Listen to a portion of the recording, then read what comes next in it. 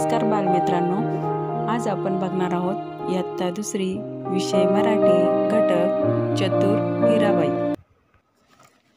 पहाट झाली, माणिक झोपेतून उठला।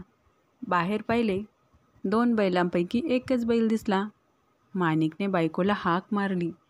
दोघांनी सगळीकडे बैलाचा शोध घेतला, पण बैल सापडला नाही।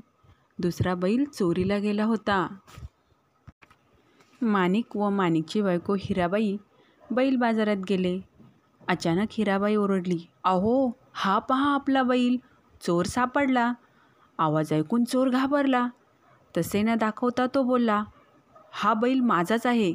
दोघे भांडू लागले। हिराबाई चतुर होती। तिने बैलाचे डोळे हाताने बंद केले।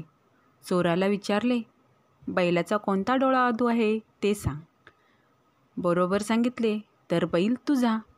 चोराने अगोदर उजवा मग डावा असे सांगितले।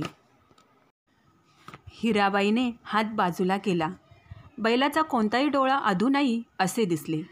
लोकांनी चोराला पकडले। पोलीस आले आणि चोराला घेऊन गेले। माणिक आणि हिराबाई बैल घेऊन आनंदाने घरी गेले। आता आपण पाठाखालील शब्दांचे वाचन करूया।